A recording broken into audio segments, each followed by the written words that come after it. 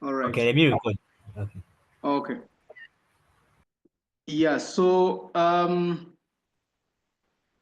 I don't know if there's some feedback. Daniel, how was the prospecting process? Did you have a chance to engage any clients? And what was the feedback? Hello. Morning, Yes, Mr. Ray. morning. I managed to contact about 4 of the clients. The others couldn't pick up. Okay. And the feedback is, of course, welcoming. And of course, they have concerns. They have concerns since, we are talking about giving them investment. So, they want to sort of understand the economy is evolved. And yeah, but you can see there's that positive feedback. Okay? They're open-minded, if I would say. It's like an open door that like, okay, we can consider it. So Okay. I think that's it for me for now. Okay, interesting. Mm. I don't know. Evelyn, are you I able don't to know. I don't share know if my something? Yes. oh yeah, I was saying my co-founder was also going to harmonize what I have and what she has. But at least for my end, that's what I have for now. All right.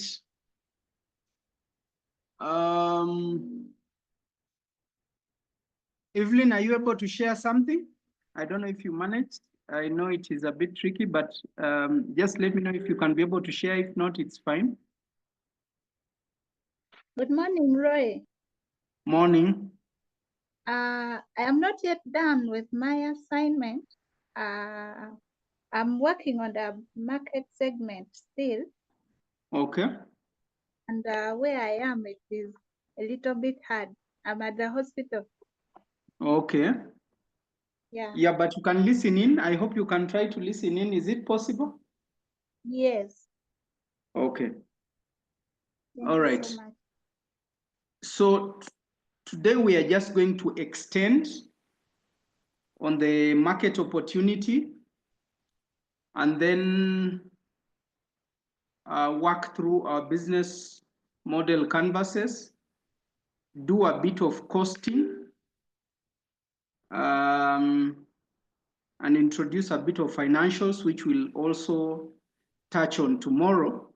But the core is for us to be able to initiate this whole process of presenting the market opportunity in terms of numbers. I am glad, Daniel, you did some engagement. I think from what I hope this is what you saw, that your value proposition needs to potentially have some quantifiable benefits because you are targeting a commercial-oriented person. And that is what probably you're going to see from our today's review. If you are targeting a business or a client who has a commercial-oriented objective in their business, they always evaluate your value proposition from a commercial bit. Am I going to make money? More money? Am I going to save money? In other words, in simple terms, am I going to generate more profit? Now, if it justifies and fulfills that criteria, then they are going to consider your product or service as an avenue to engage. Less than that, you'll find yes, they may be open, but they may not be willing to invest, especially when they are not sure about the impact, the output, or the result. So this puts a heavy burden or a fairly important burden on your side, Daniel, to be able to put in some numbers by using your product. To what level does the farmer benefit? To what level does the farmer benefit? Okay, because if you are able to quantify, then you'll be able to sell. Without it, then it's going to be very difficult to be able to to convince them that your product is worth their money. I hope you can, the beauty about the accelerator is for you to sort of practically engage and see, are you actually, do you have the right product? Do you have the right market? Is your value proposition the right value proposition for what you are trying to convince your market on? So these are aspects that you need to pay attention to in order to attract the market opportunity. I don't know if, Daniel, that makes sense, because those are some of the things that I just wanted us to be able to reflect on as we proceed. Does it make sense? Yeah, it makes sense. Just to clarify, from the quantifiable aspect, do you mean like for every, let's say, unit of apply, you know, the farmer gets this much amount? Sorry, Daniel, I seem to have lost you. Okay, let me repeat. Okay, I was just saying, from the quantifiable, what you mean by the quantifiable aspect? Did you mean something like for every unit that I supply to a farmer, this is how much more they get to benefit? Quantifiable, do you mean like in terms of cost?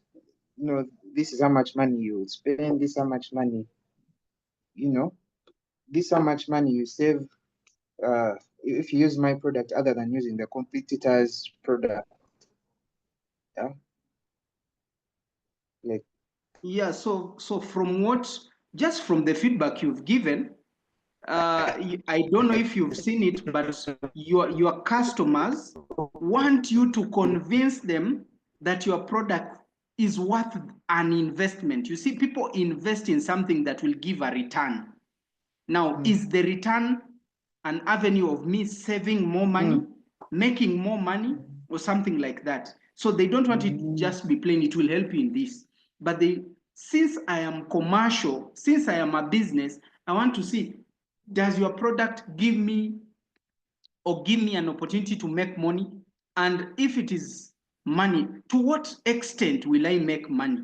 I don't know if that makes sense, because that is exactly what seems to be emerging from your interaction. Feel free to correct me, but that is just what I've picked from the feedback you've shared, and I hope it resonates. okay. Does it resonate or it doesn't? It does now. It does now that you stated both of them. Stated it that all right. So let us proceed with where we left. Let me just share my screen.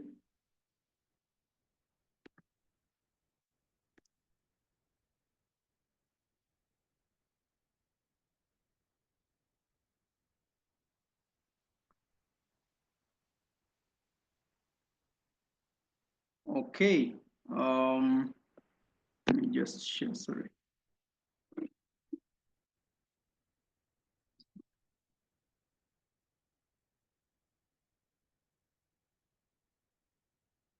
Okay, let me share my screen shortly.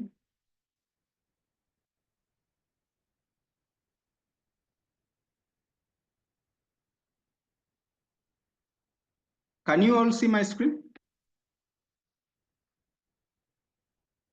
Are you all able to see my screen, please? Yes, I can. All right. Yes, we can. So the reason why we went through identifying who your customer is, the reason why we went into define which segment you're going to, is you're going to see that whole correlation into the revenue we expect you to make. And even the process of looking at sales leads It is also meant to help you see to what level can you convert a customer into a buying client, a potential customer into a buying customer. So this is what we did in our previous session.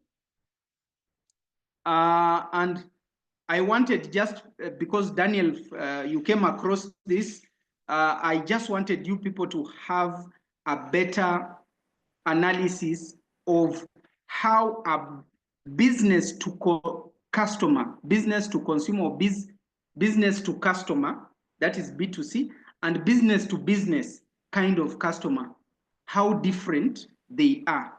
A business to customer is almost like Evelyn, who sells to somebody who uses the product.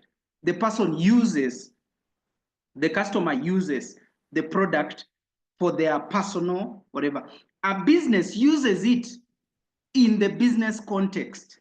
So how they review and make decisions is fairly different. So a customer, when my target customer is the end customer, usually they buy a product for personal use. So the Evelyn's product may be a bit more expensive in the market, but somebody may be willing to buy because it is for their personal use. And they value themselves and they will be willing to invest in themselves. That is why products of personal use, you may find a hotel is expensive, but somebody is willing to pay that one and not probably a cheap one because he values his experience or himself. Are we together? So those are B2C products. B2C products and services are of personal use. They tend to have a fixed price because people sell in a large market. So there's rarely room to bargain. Coca-Cola, you will not bargain in the supermarket. The price is fixed. Blue Band, the same. Colgate, the same. The price is fixed. You will buy a single piece. In many cases, you buy a single piece. There is no room to bargain. And in B2C, the customers make emotional choices, emotionally driven. I'll feel happy, I'll feel great, I'll feel good, I'll feel elevated, I'll feel promoted, I'll have a better self-esteem. They make emotionally driven decisions. Okay, then in B2C, it's consumer marketing. So it's mass marketing. I can have hawkers who distribute the product, or I can work with retail stores, grocery stores, and they sell on my behalf. Those are B2C products and services. I sell through intermediaries. Coca-Cola does not sell to you directly. It sells you through the shop, through retail store, through the supermarket. So those are B2C products. Same to Colgate, same to Blue Band, same to Royco, etc. You buy through intermediaries. You don't buy direct from the producer or the developer. For B2B, the customer is a bit different. He buys the product for business consumption. Now, as a business, any business objective is either to make more money or to save money. So most CEOs, most business leaders make decisions in terms of the bottom line, or in terms of, at the end of the day, am I making more profit? And I make more profit by either making more money or saving the money I spend that probably a new product allows me to save. So businesses make decisions based on business consumption. That's number one. Two, the price is not fixed. Usually they bargain because they are going to invest heavily. So they explore, but the price is variable. You will always find they bargain. They will ask for a discount. They'll ask for you, if your product is, you use intermediaries, you'll give the shop a trade discount so that they can make money. So the price is usually variable. The other thing is businesses make bulk purchase. They buy in bulk, or at least they buy heavily, not one thing. They buy heavily. And they always bargain because they want to save, but they also want to make more. Then they are rationally driven. Rational means at the end of the day, are we making more money? Are we saving? Usually those are the decisions they make. It's not quality and saving or making more profit. Then business marketing, how to reach it, you'll likely do business marketing. In other words, you'll have to talk to this business person, either through maybe virtually, physically, where you will demonstrate your product, where you will send your proposal, where you will present yourself. And once you do that, you are able to attract their attention or not. So you'll notice that if your product is a B2B, how you sell it is fairly different from a B to C. If you sell to a business consumer, then they make decisions fairly different from an end consumer of a product. Any questions about this?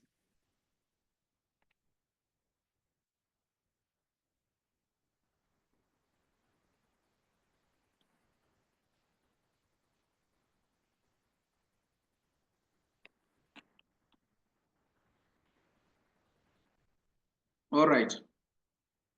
So we did all this in our previous sessions. The other things, especially if you are doing B2B, you need to know that for people to buy your product, they are the buyers, they are the users, they are the influencers, they are the deciders and the gatekeepers. And this may go to Daniel.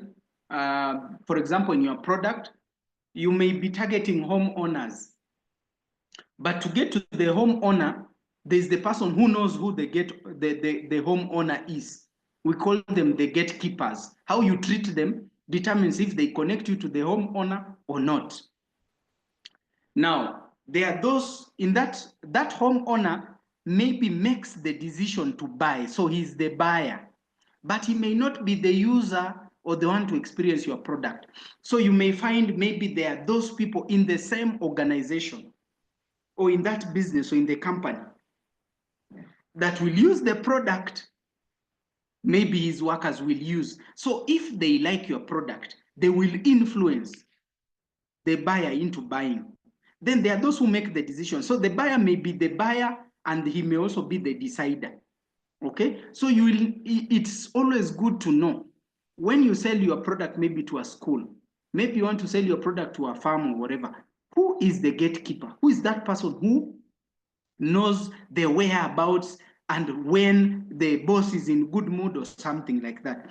Who is this person who will use the product? Okay, so there are those who will use the product and they in some cases, they will give a good feedback if the product is good. Then there are those who influence, okay, in that organization. This all subsets of roles could be one person or different people, depending on how big or small the organization is. So it's always good to know in a particular organization, who is the one who buys? Who is the one who uses? Who is the gatekeeper? Who, sometimes you may go and underlook maybe the person who is the secretary or the receptionist, and you don't know that actually they're the ones who will allow you access the buyer or the decision maker. So how you build these relationships is important. We need to respect these people. We need to appreciate them. In some cases, people underlook, and in the end, they actually lose opportunities just because they underappreciated or undervalued the people who influence the actual people who buy.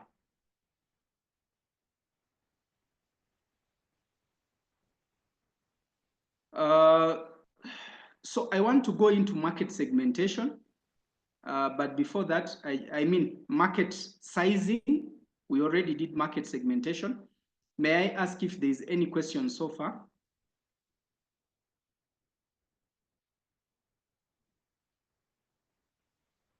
Okay, if there's none, allow me to first stop sharing my screen. I want to see if I can explain this using a better slide.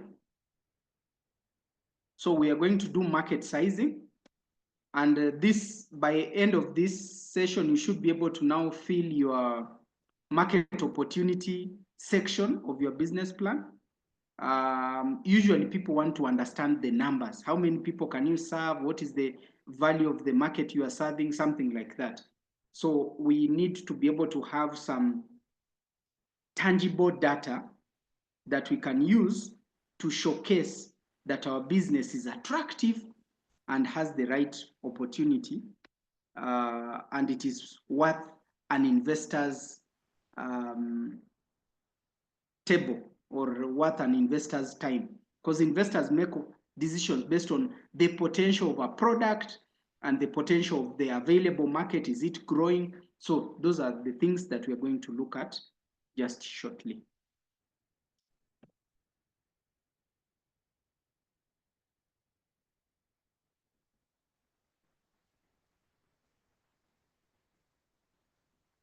Any questions so far as I open this slide on market sizing?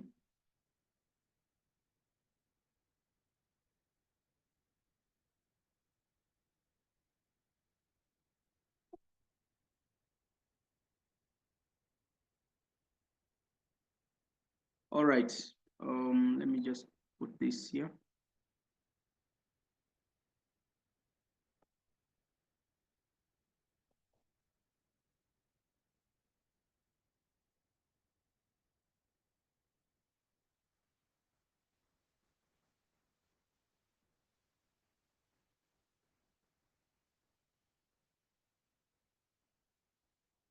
Okay.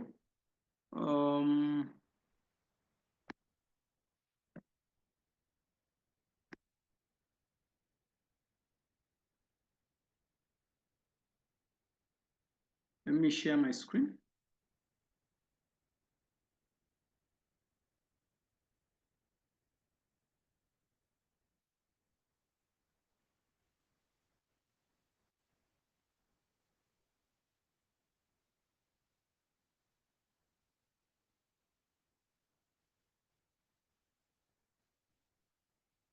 Market sizing.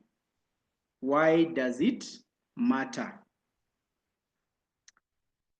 Maybe let me put that question. Daniel, why do you think market sizing matters to you? Why do you think it matters? I think it matters that it helps you plan your resources on how to enter these markets. Who to start with, who goes next after what stage. Okay, depending on the level of your business. If you're just starting, this is, let's say, who we start with. This is what we shall need to get into them to sort of capture that market. Okay, basically it helps you plan your resources to actually serve the markets. I think that would be my answer. All right.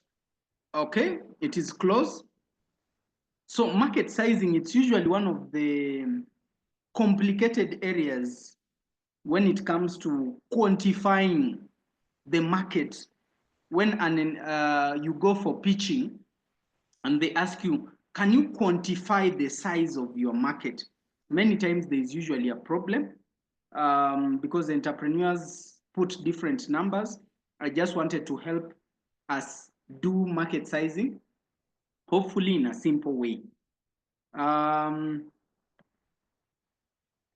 So why it matters is big companies can only exist in big markets. You cannot have a big company serving a small market. A big company serves big markets. The size of the company size is determined by the size of the market they serve. The more people you serve, the bigger you become. The less people you serve, the smaller. And so is your numbers. Your numbers will be small, you will be small.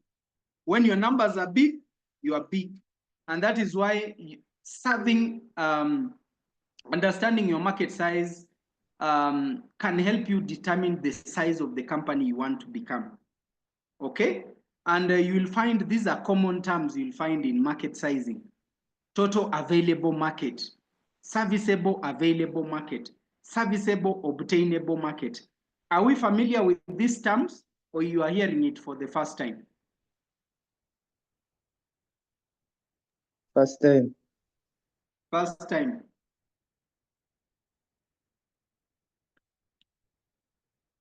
Yeah. So these are common terms. whenever you are talking about market opportunity, so you will always hear the total available market is this, the serviceable available market is this, and the serviceable obtainable market is this. Now, let me try and translate this. The total available market is total possible market demand for your product or service. Total possible market demand for your product or service. Total possible market demand. Serviceable available is a subset of term to your specific geographical area. In other words, you can be able to reach these people, you can be able to access, they are serviceable. Based on your capacity, you can be able to reach them. Then serviceable, obtainable. This is the market that you intend to capture as your customers from some. Okay? So term is the possible. So I'll give an example of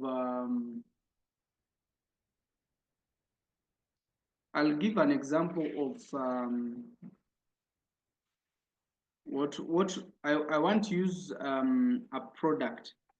So remember the process we did in our last session, we did market segmentation.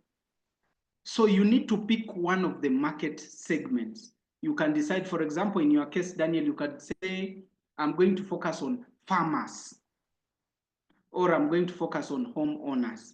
So in this particular case, I can say, I'm going to focus on farmers. Now, the first thing I will do, for example, when it comes to term, is I will get statistics of, so I'll get most recent statistics of farmers in Uganda, if Uganda is your target. Or if it is in a particular region of Uganda, you will indicate whatever that region is. Okay. Okay. So I'm going to say geographical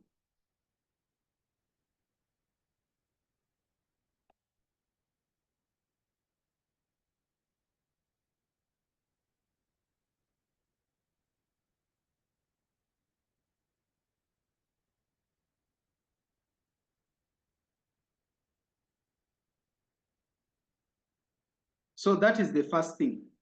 So you need to get, and I think just for those, if you did CLP, this information, you have to put reference. You need to tell us where is your source of information.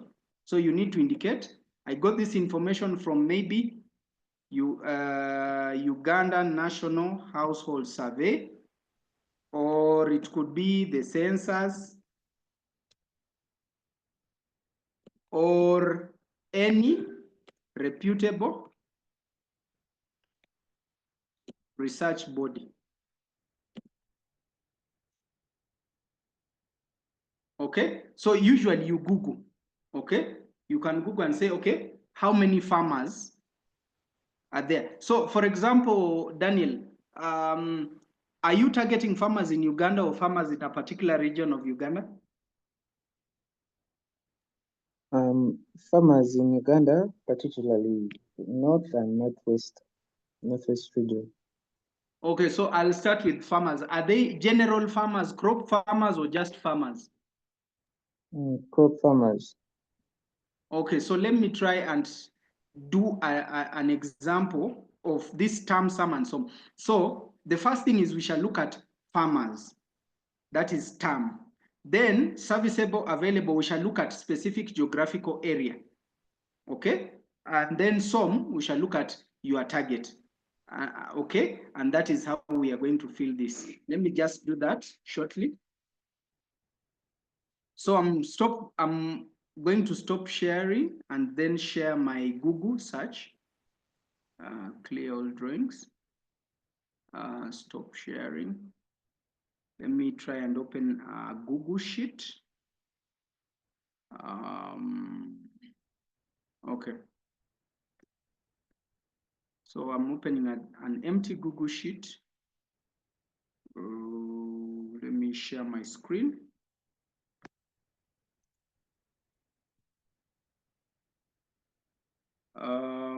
Let me share my screen again.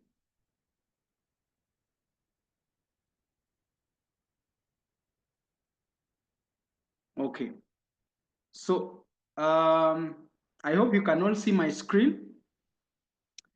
I have decided to use, I don't know if you are all familiar with Perplexity. So Perplexity is a research assistant. It's a search engine like Google, but like it's a research assistant. And I may want to get the kind of data I want. So in our context, we want to gather, or we want to find out what is the number of crop farmers in Uganda. Okay.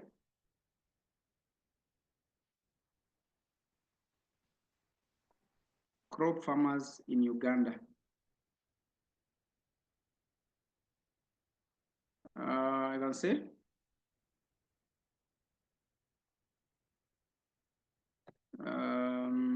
what else? Okay. Okay, let me say. I want to rephrase a bit. Give me the number of crop farmers in Uganda and provide the source of the information. Okay, so let's see what it will do.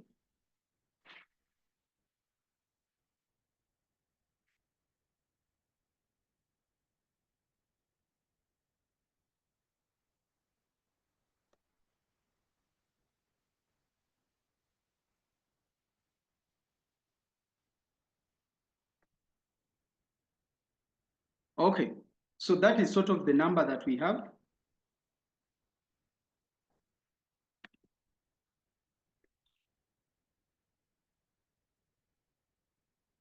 And this is the source of information. Are we together? So it has given me the sources of information. I can either use, let me just see. There's this one, and there's the one of FAO. Okay. So the information is there are 3.5 million family farms. Okay. So in other words, we tentatively are looking at 3.5 million farmers. Okay. Because a family can have more than 5 people doing the farm. I just want to be sure about the source of information. Agriculture, Uganda agriculture market size. So this has provided a bigger statistic.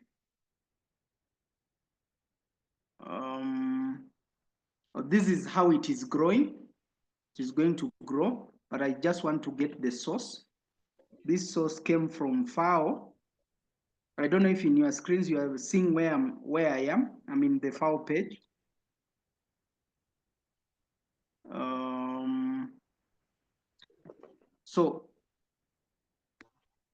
Okay, so I'm going to stop sharing since I've got it from Perplexity. I hope you've seen how I've got. So I'll go back to my document here and now put, let me just put this. So my term is 3.5 million farmers, and the source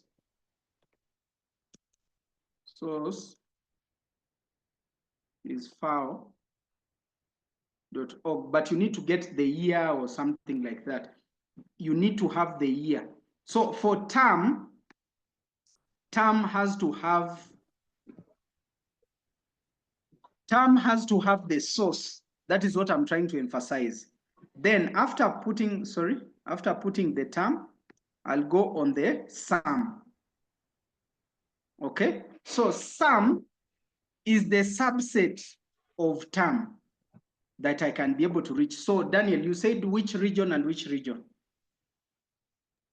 So the northern region, generally the northern region, and some part of the west, but the northern. So give me a percentage, because now here you're looking at just a percentage of term.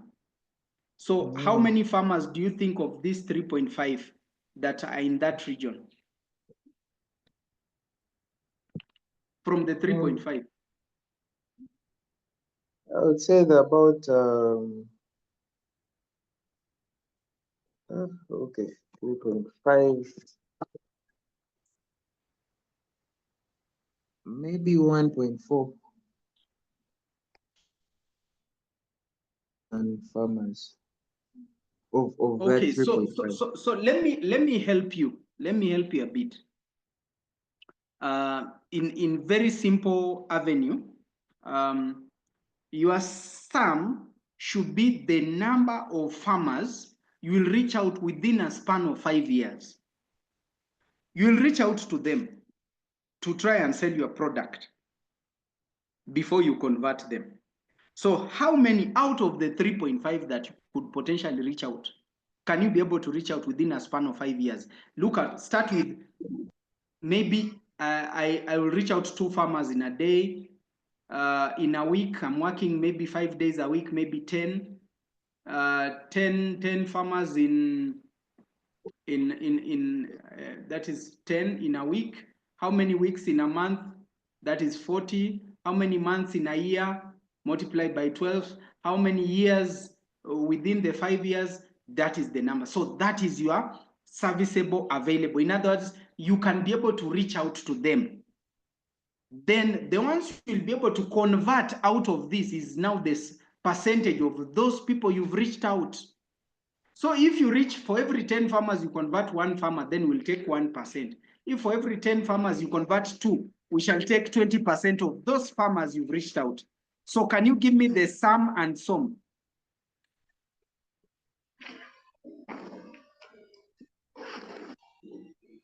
Yeah, just to understand, you say that for some that it could correlate to the number of farmers that I can reach from, say, out of these 3.5 million farmers. Yes. Some would be those that I can reach, but then some would be those that, should I say, after reaching all those, there'll be those who actually accept to take on the product, right? Yes. So that's what some would be. Yes. Okay, so and I would urge the others to also try and put in their own. If we do it as an exercise, it will be very easy. The concept is term is statistically defined. There is a source.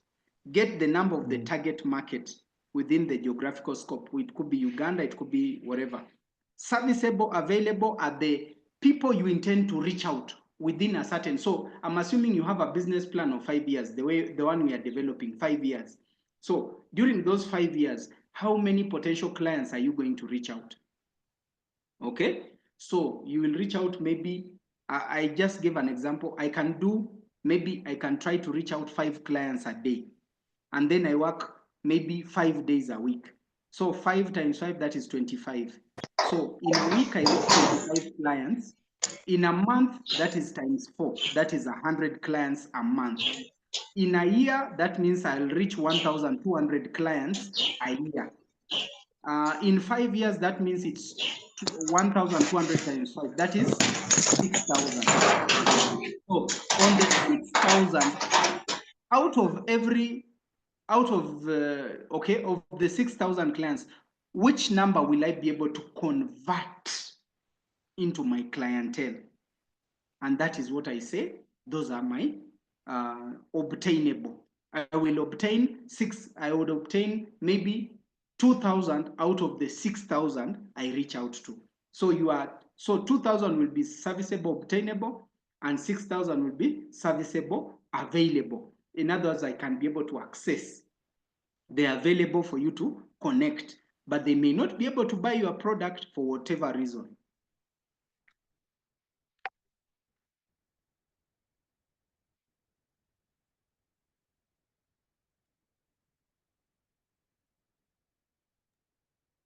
Okay, so Mr. Roy, hello. So I was asking for this for these, should I say, these available markets, do we go with a percentage or we just go with a number? Let's say out of this 3.5 million, I'll have a sum of 100,000 farmers that I'll reach. Then for SOM, I'll have 500 farmers. Yeah, so you can put 500,000. 100,000, then 500. But in other words, you can also say the 500 is 10% of the sum, which is fine. But in this particular case, first put the numbers before you put the percentage. Okay. Does that make sense? Yes, it makes sense. Also, for SOM, the serviceable obtainable market, are we doing it for the annual, like at the end of the year, this is what the SOM should look like, or we are taking this 5-year period, which you've sort of brought into the picture? Are we going to say after 5 years, this is what I expect to have served? Okay, Daniel, I'm assuming you've at least pitched your business somewhere or your idea. Whenever you pitch, you talk about what you have and where your product is going to become, or how your product is going to become. So you will say, in this market, I'll just give you an example of a pitch. So Uganda has over 3.5 million farmers. Our serviceable available market is 500,000 farmers. And out of the 500,000, we should be able to convert at least 20% or 10%, or we should be able to get 100,000 farmers within the next 5 years. I've basically explained term, sum, and sum. So typically, every pitching exercise has those numbers. It's just that you need to be familiar that this is a normal language when it comes to pitching. Okay? And your understanding of how these numbers communicate, the better. So as I've said, your term is a statistical inferential data. Your sum is a subset of term, but a number that you intend to reach out. So our sum is, okay, we shall be able to reach out to 500,000 or 700 or 10,000 farmers, and out of which we should be able to convert 1,000 clients within the span of 5 years. Somebody will be able to estimate already, even before you start telling us how much you'll be making. By you telling us you'll convert 1,000 clients, I can simply go and see what's the unit price of your product, and I'll be able to evaluate how much revenue you'll be making. That is how we evaluate businesses. I hope that helps everybody. And I want to confirm if this is understandable or somebody is lost, because it's a very critical concept that I want all of us to be on the same page on.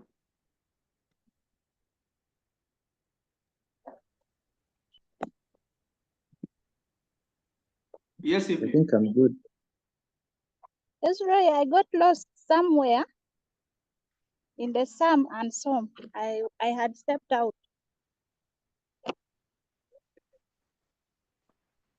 So you understand term?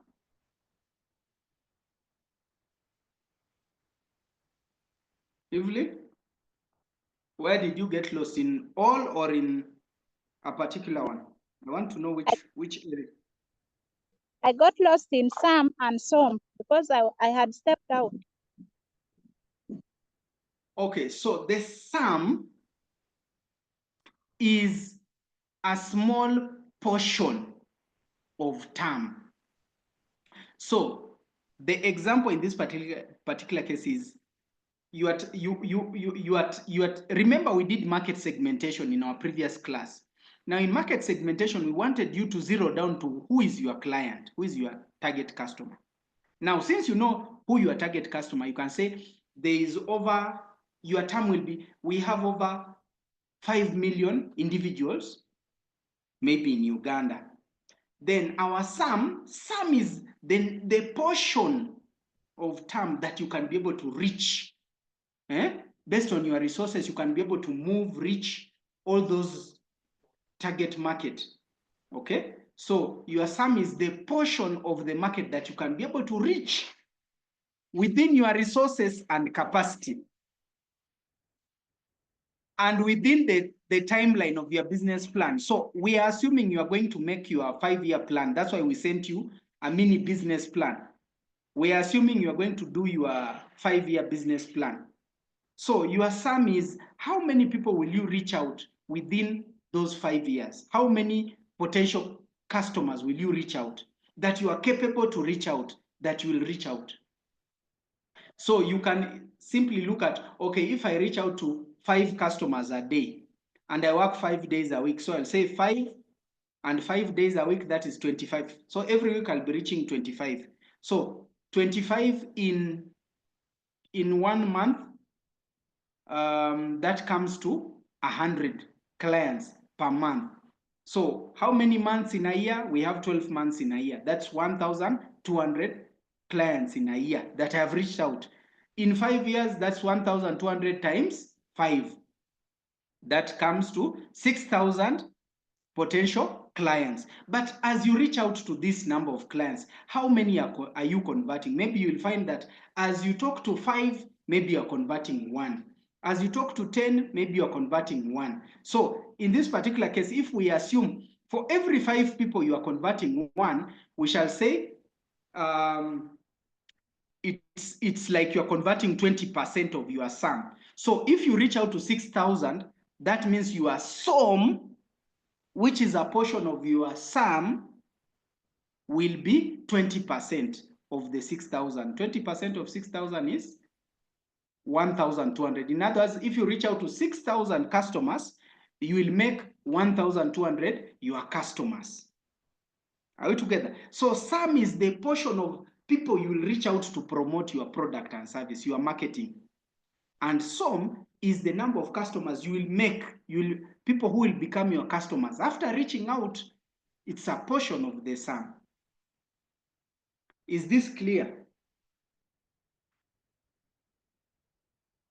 Evelyn? Evelyn, are you there? Yes, Roy, I'm here. Okay, so I'm going to give you people 10 minutes break. During the 10 minutes, it's for you to try and at least put together whatever your term, sum, and sum, roughly, as we proceed to the next. Okay, so 10 minutes starting now. Please do your term, sum, and sum. And then if, at least just for you to understand the concept before we proceed to the next. Thank you.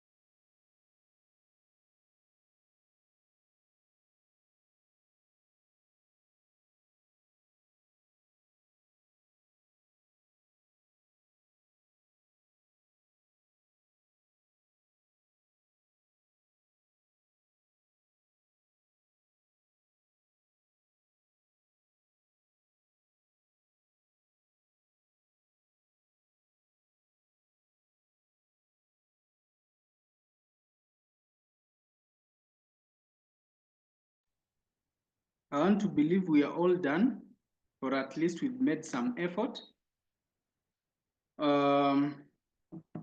Is there any question on term, sum, and sum?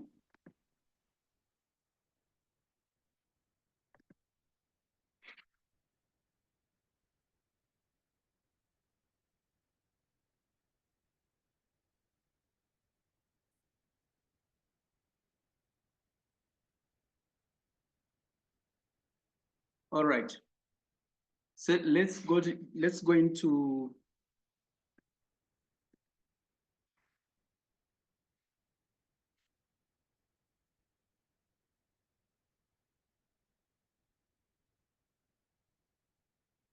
let's go back into the business modeling aspects.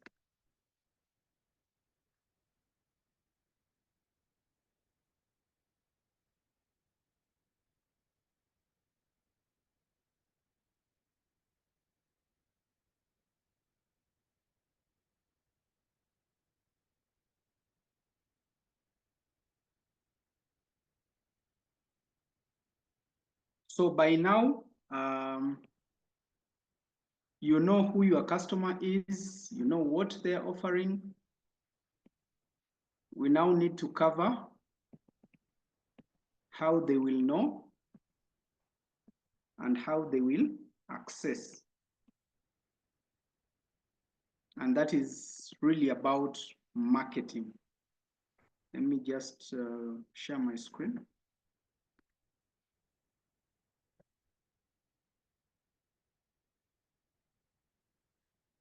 Okay, so just to reiterate what and where we are.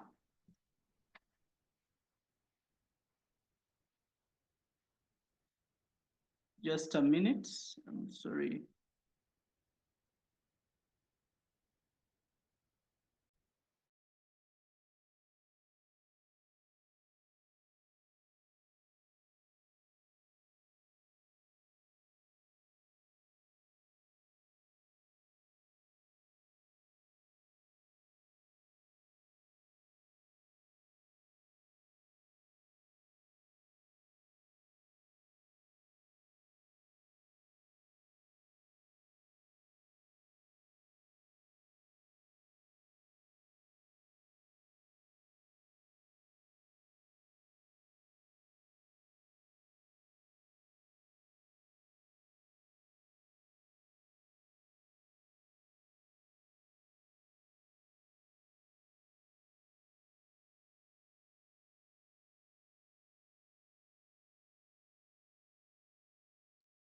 All right.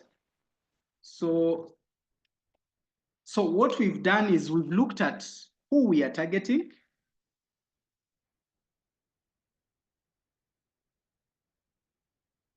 I'm going to use this annotator tools. So we've done just for purposes of illustrating, we've identified who are we targeting, who is the customer. Then we've looked at what are we offering. And then now we are in how will they know? And then how will they access? So these are areas that we're going to actually finish, because the most critical thing in the business model canvas is usually on this value delivery section, the value delivery section, which is this area. Okay. Let me just clear, and I'm going to type some of the things again. I repeat, we started with who are we targeting? Are we targeting? Then we went into what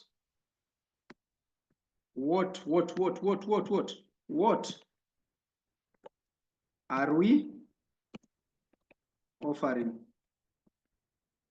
Okay. Now we are in how will they know?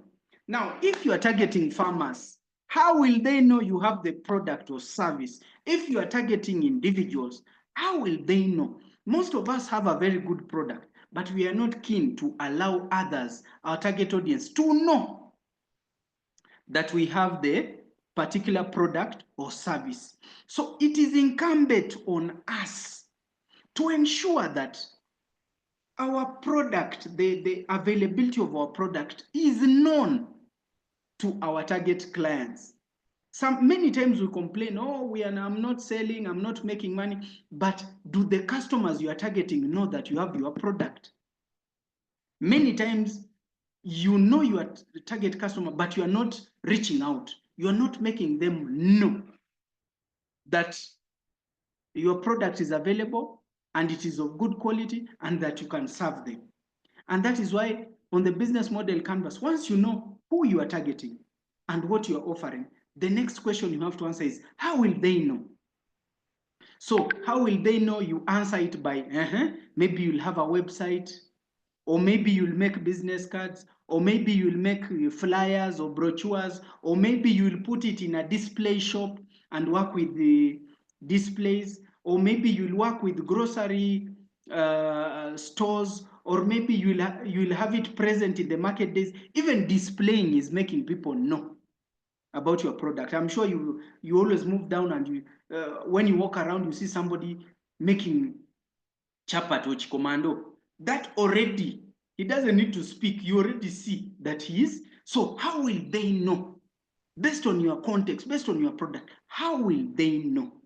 That is a very critical question, but it's the one question that many businesses that close do not fulfill, and thereby close just because they did not ensure that the right customers got to know about their product and services to the level that they were able to sell their products. So when we ask, how will they know? We are talking about, what are your marketing strategies?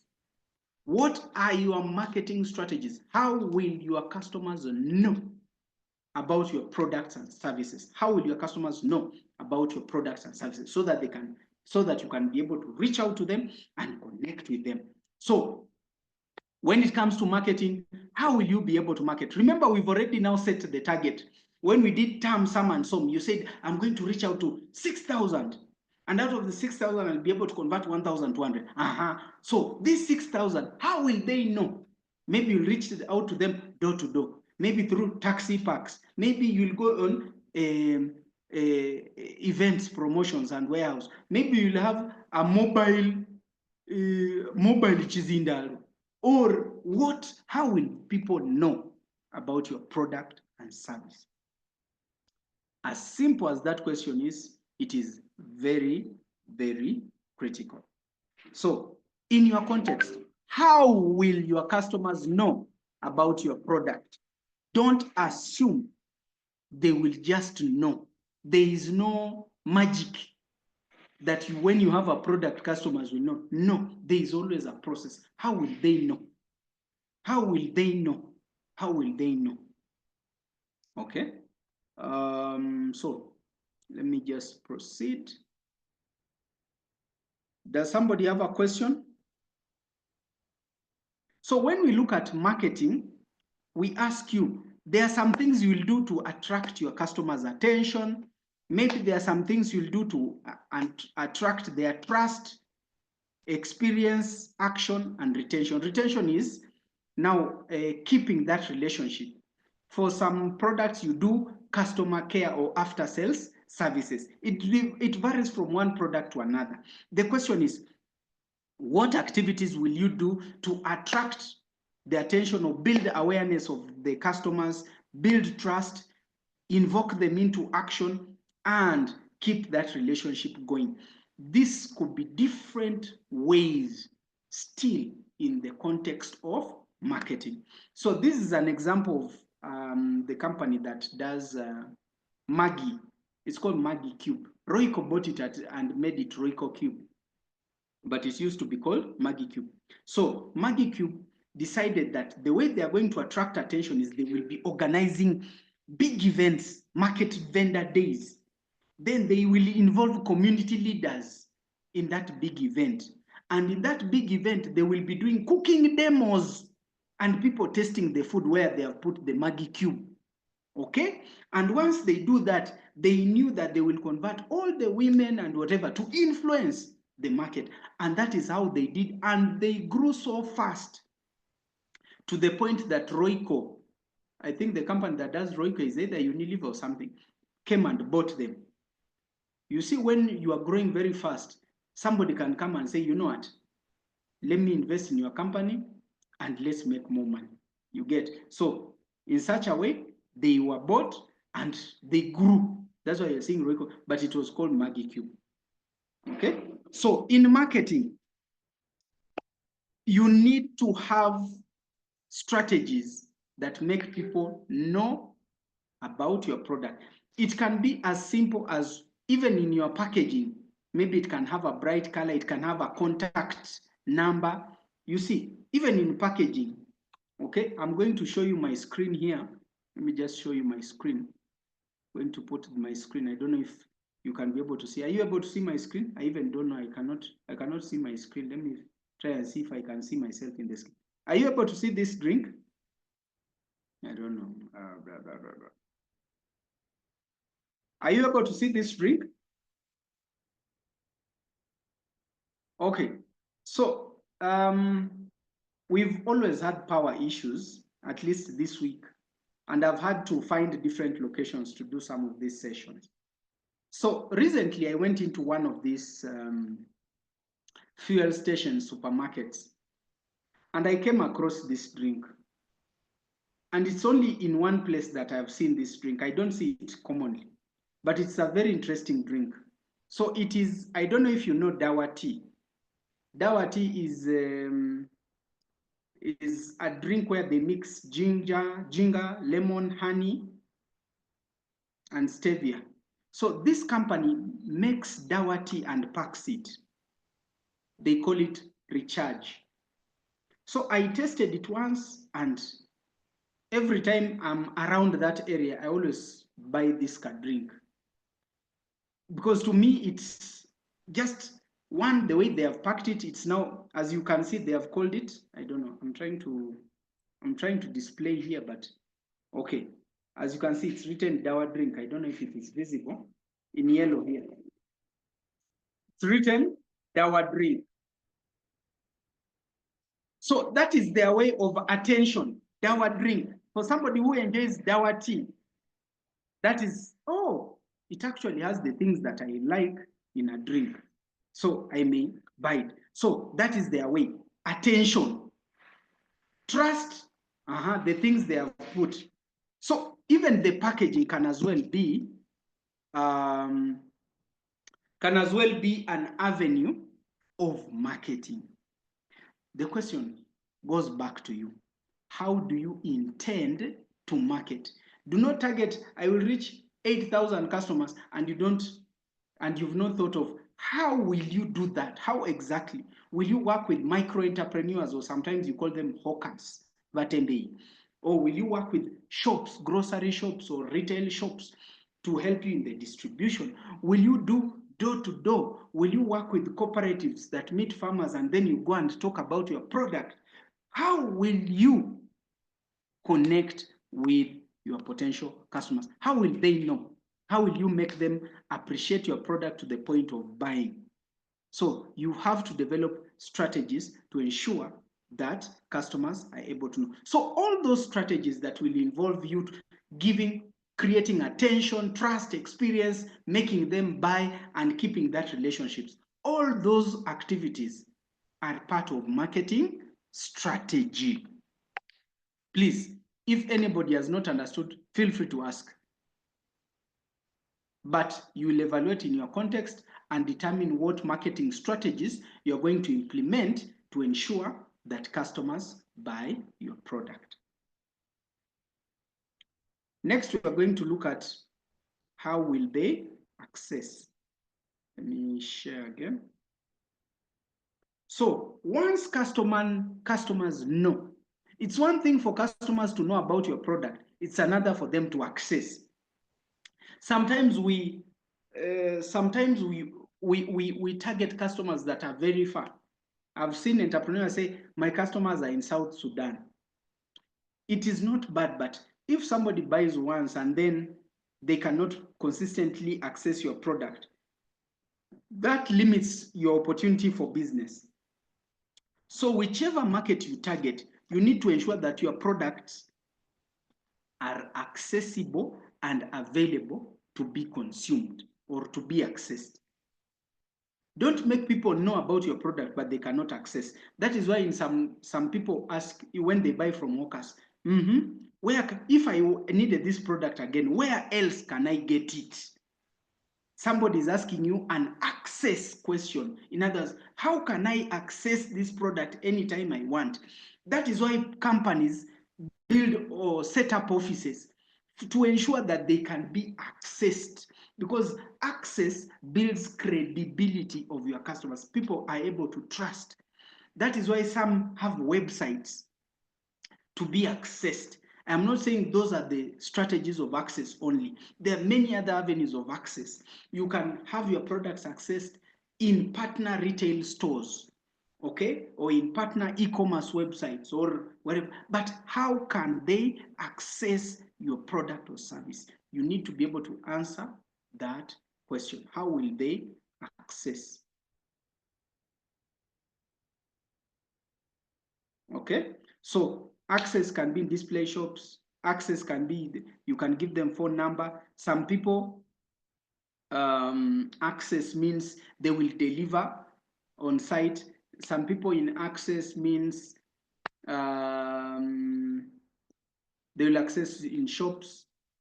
Some people have micro entrepreneur partners or vendors who distribute to the customer. So define your own ways in which customers will access your product.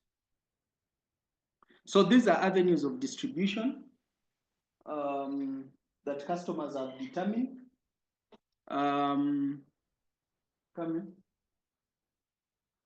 Okay. Some use existing channels.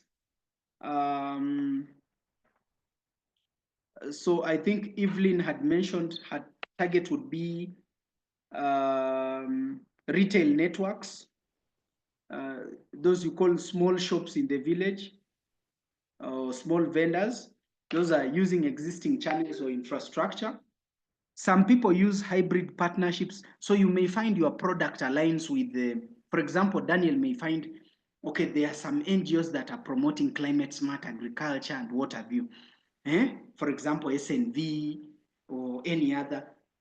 And you decide, since they want to educate farmers on irrigation for food security, you can partner with them and have your product, okay, where you offer some of the trainings and deliver some of your products under that partnership. So some organizations actually use that to explore distribution of their products and services.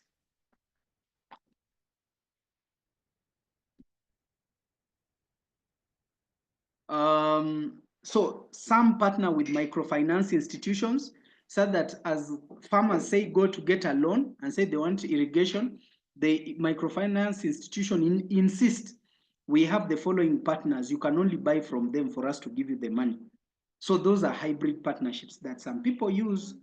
Then some make use of micro franchises or what you call hawkers, overtembei, okay, to distribute their products. Now you know your product better, you know your service better.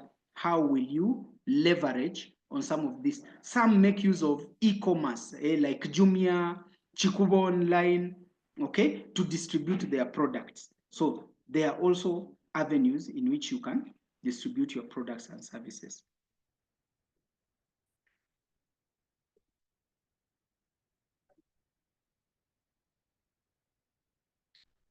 Okay. I hope you can understand why I know I've put in a lot of emphasis on marketing and distribution, because the biggest reason, just in case you didn't know, the biggest reason why businesses close is lack of market. And the next one is running out of cash, which still is almost equivalent to the first reason, because if you are not making money, then you'll run out of the money you already have. In other words, you are not selling. So if you're not selling, how will you make more money? And if you don't have market, how will you make money? Okay.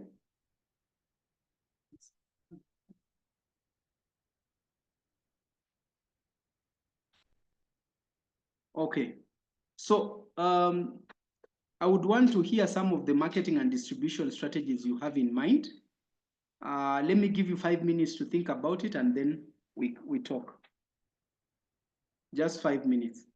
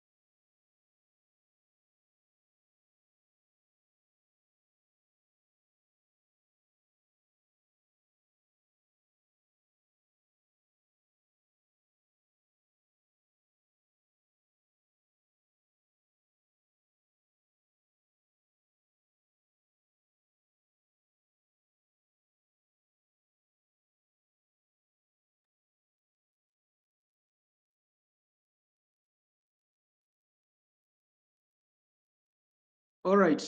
Do you want to share some of the marketing and distribution strategies you've come up with?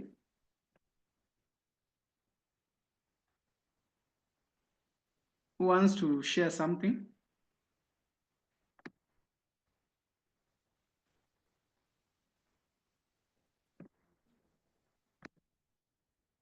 Who wants to share?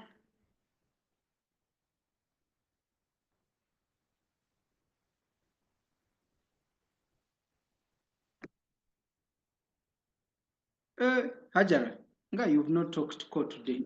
Are you able to share something? Yes. Yeah. Tell me, what marketing and distribution strategies are you going to implement? Now, since you know why it is very important.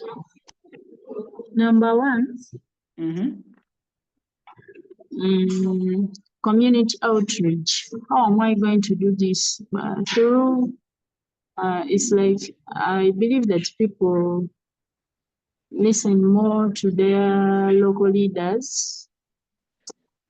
So by going through their local leaders, I can do some I can organize my team and we just go to the community and do some awareness.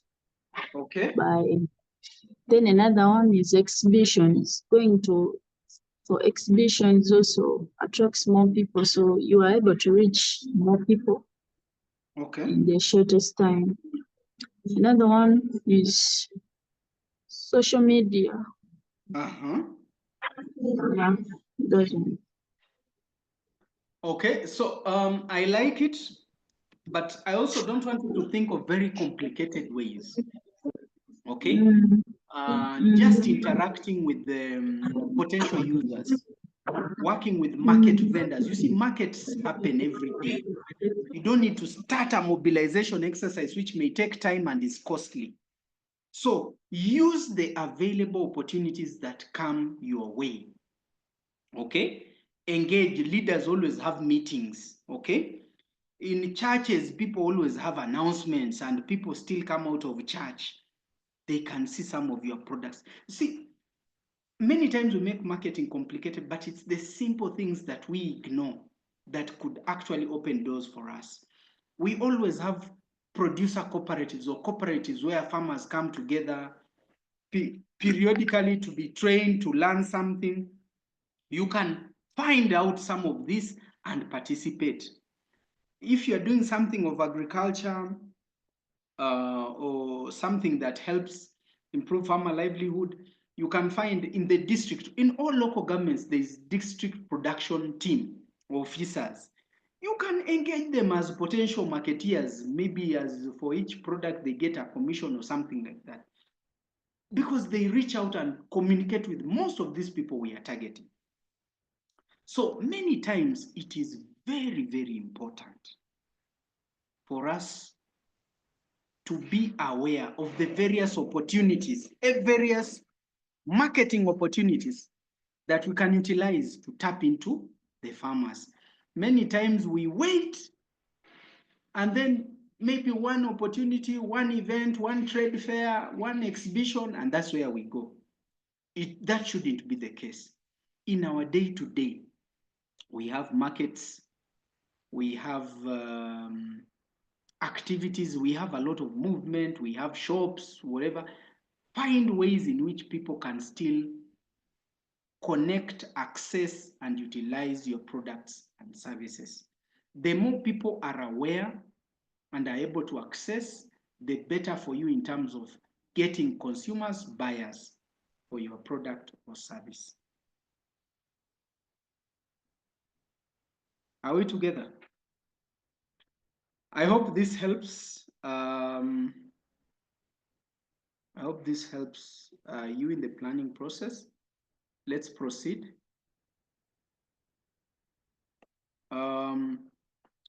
So we are going into we've just finished sorry, what is wrong with my screen? Just a minute. Let me just put my, yeah.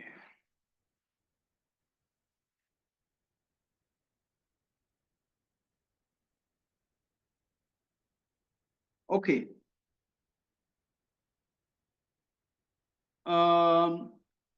So we've just handled we call it the value creation side of the business model canvas. This is the value creation side. The value creation. So we create value. We create value. We create value. Value delivery. We call it value delivery. Delivery section of the business model canvas. We deliver value. Okay? This other part, we create value. Okay? This same value we talk about.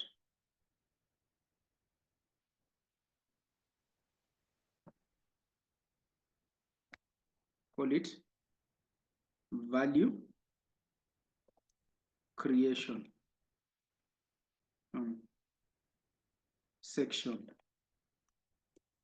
of the business model canvas.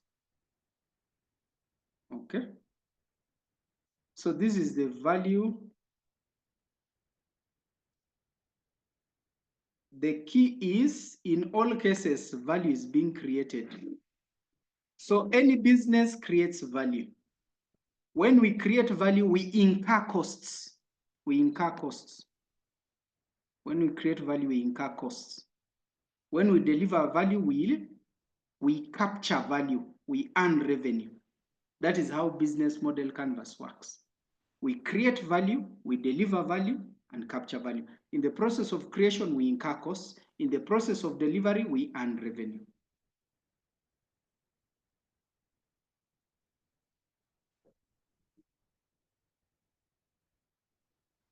Okay. So, key activities, just to give you a quick explanation. Key activities are the things you do to create value. So, for example, if you distribute irrigation pumps, you always have to purchase and maybe assemble and then install. Those are the activities maybe involved for you to say to say that we deliver quality pumps because you've delivered a system.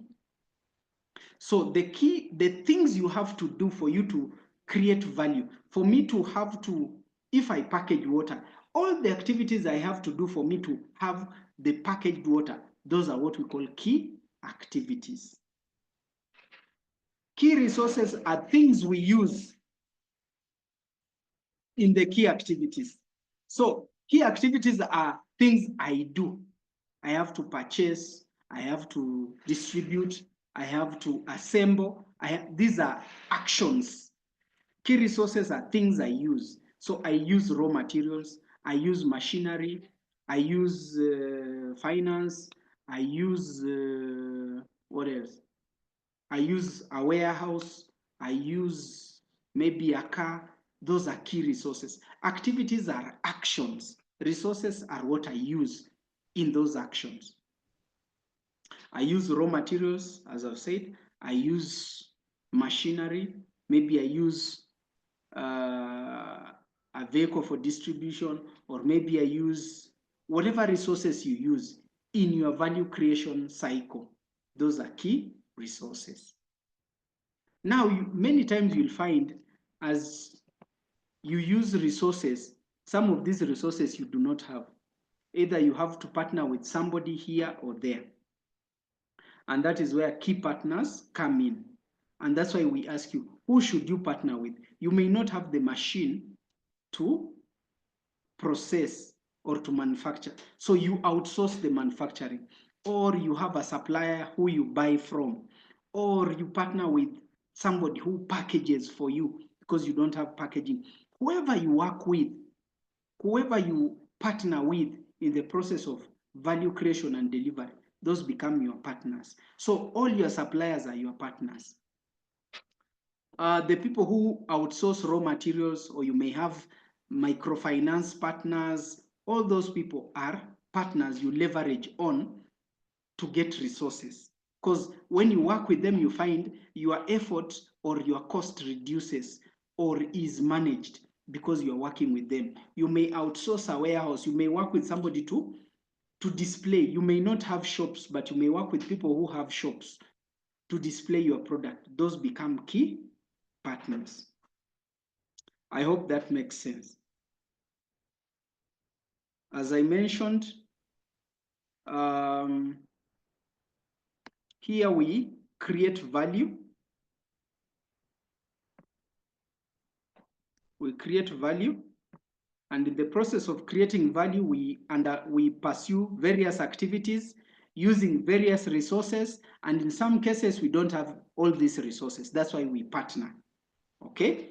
You may need capacity building. You've partnered with Renewable Energy Business Incubator and Climate Launchpad to support you on capacity building, okay? Those become your partners, okay? In value delivery side, let me just use this. In value delivery side,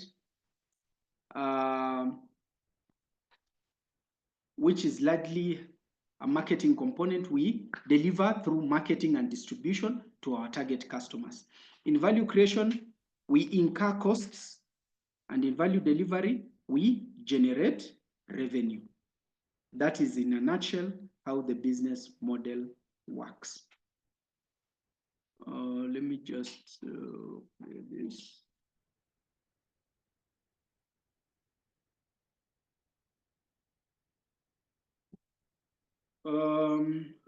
So I've talked about revenue. What do they pay for?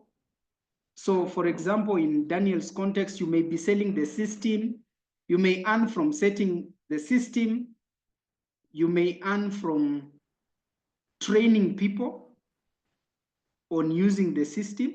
If you partnered with NGOs that want people to know climate smart agriculture, you may earn from maintaining your systems. Those could be your revenue streams. What do you spend on in value creation? Obviously, raw materials, transporting, packaging, distribution, all those costs that you incur in the process of value creation. It is important to note that your costs should be lower than your revenue streams to ensure that you are sustainable. If your costs are always higher than your revenues, that means you are going to close because you are eating the capital that you originally started with. Allow me to go back into our worksheet. Where is our worksheet? Let me just open our climate worksheet.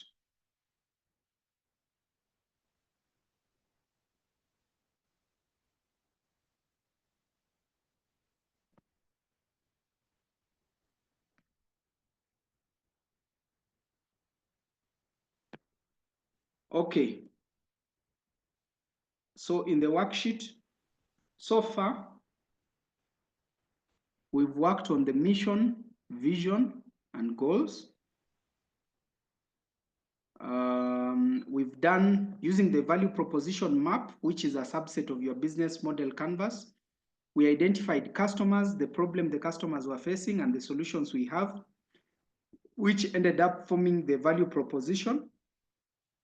We looked at various customer segments, and that's how we did segmentation and ended up with who is the best customer we can serve. Allow me to talk a bit about costing, because we usually make a lot of mistakes here. And we've recently come to appreciate that it is important for us to at least go through the costing exercise. So I'm going to use Hajara. Do you want us to use your product as an example?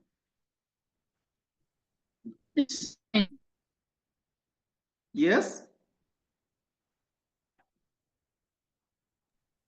It's fine. Sorry? It's okay. Manange, the network does not want me to use you as an example. I am struggling to get you. Are you able to hear me? I say it's okay, you can use it. Okay, so give me your products. Mention your products that help you make money. The stoves and the biogas. So stoves, biomass, briquettes, eh? Yes? No, it's biogas and Biogas, the gas. yeah. Eh? And the Okay, gas, biogas and stove. okay. Let's go into how much do you spend as rent for your office or wherever you How much? sublet? Rent. Oh, I pay 450. 450. So we can do 450 for now. Let me ask, do you produce, okay, which is the main product, or all of them you sort of produce them consistently? All main. products because they are for different customers. Okay, so I'll do like this. I'll split. I'll split. Yeah. Okay. Any license you need to pay? Do you pay any licenses? I pay for my trade license, trading license. Any licenses, Hajara, that you pay? I don't pay. Okay, just in case, usually there is always around 50 to 100,000. So I'm going to split 100 into 2. Salaries. Do you pay any monthly? You see, there is a difference between salaries and labor. Labor is you pay based on production. Salaries you pay sort of monthly. So which one do you pay? Or if you pay, I pay labor. Sorry, you pay labor. Labor. Salaries you don't pay. Yes. Okay, let's go. Do you do marketing activities? Yes, but I do for maybe in terms of what brochures, but So let's assume you spent 100,000 on brochures of the board. Okay. Raw materials. raw materials. The materials are always in the quotation. Okay. Which quotation? Or I when you're always do a delivering BSU for the stove and for biogas. So when I'm giving the exact amount to the client, I just calculate all. Okay, I'm just going to use an example here in this particular case. So I'm going to assume maybe my raw materials are 300. And here my raw materials are 200.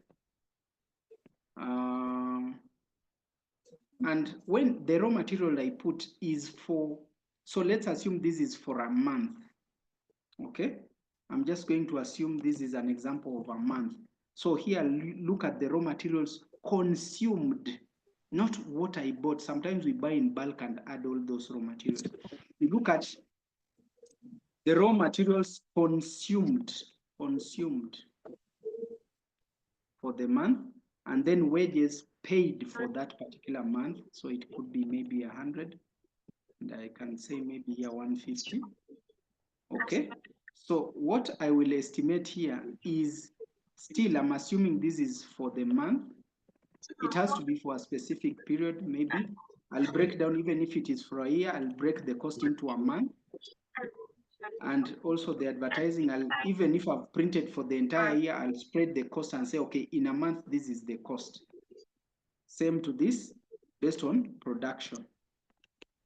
So I will look at what is the total cost. Maybe in this particular case, let me just try and add all this. That is 225 plus 50 plus 100 plus 300 plus 100. This comes to 775. 1, 2, 3. This one comes to 225 plus 50 plus 100 plus 200 plus 150. This comes to 725. So this is the total cost incurred in that month. Now I can look at, maybe I can say maybe I did 100 stoves here, and maybe I did 4 units. Okay, just as an example, maybe I did 4 units. So if I divide, my unit cost here would become 7,750. This is the unit cost of the stove. Now, many times we do not factor the fixed costs, but you see, in normal accounting terms, we should not add fixed costs in this costing. But when the business is small, we normally ignore fixed costs and assume we are making profit, and then we find that we've eaten capital. So whenever the business is in early stage, it's good to factor some of this. It's good to factor some of these costs early. So for the 725, let me just see the cost.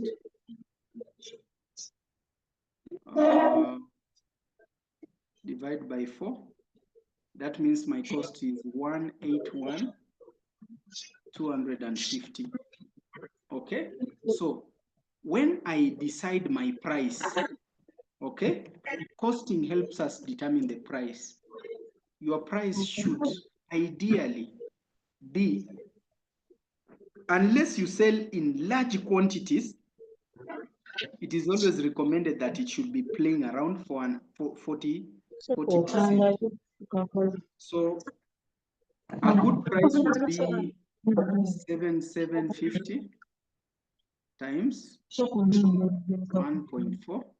So this can be at least 10,000. While for this, add on 181,250 times 1.4. That comes to about 253,750. I just thought it's important to know your cost, and from your cost, you can determine your price. Many times we want to sell our products cheapest, but we are not making margins. And at the end time, we close our businesses. So it is important to cost. And when you've costed, you can be able to determine what is the appropriate price. As you can see, this is another example below for you to review. Okay? So I would ask in today's session to work on your costing.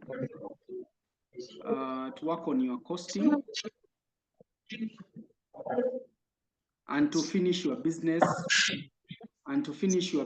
model canvases, just like the example below here. Okay? Let me repeat. At this time, you are in a position to finish your business model canvases. You are in position to do costing. You are in a position to do costing.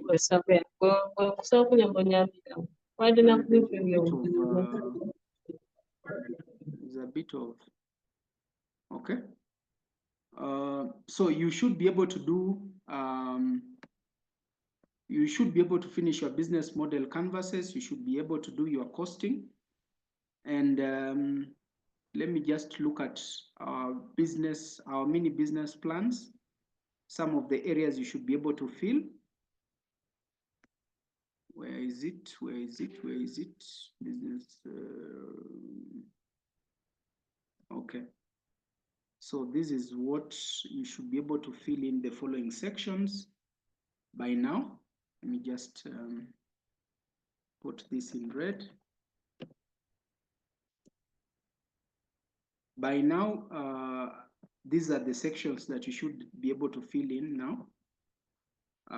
I think by last session, all these were already in check. Your goals, your problem. We did the value proposition map. So you should be able to fill this. Should be able to have your solution. Should be able to have your value proposition. Traction is now the exercise we gave you, where you did sales prospecting and reached out to potential customers. Our aim is for you to have some traction, or for those of you who are already selling, then you should be able to indicate how much you are already making within the, So you should be able to fill in traction. Business model, I think we've basically done this. Market sizing, we've done that today. Also done marketing and distribution. You should be able to do competitive analysis. It's more of comparing what makes you stand out compared to your competitors.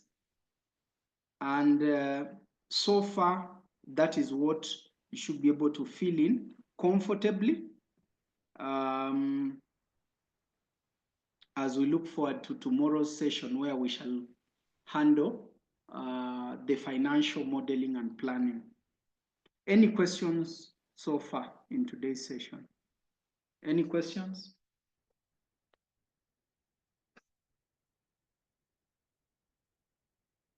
This is the time you can ask questions based on what we've just covered.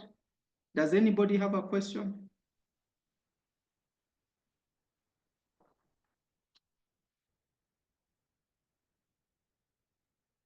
All right, if there are no questions, I want to wish you the very best.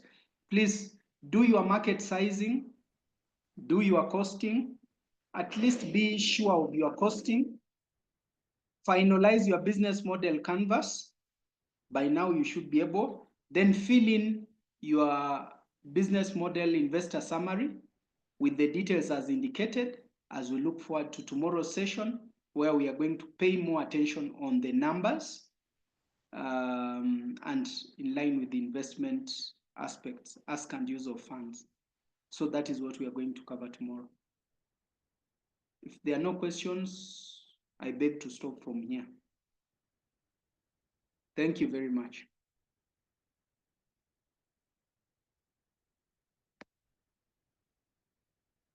All right, see you tomorrow at 9.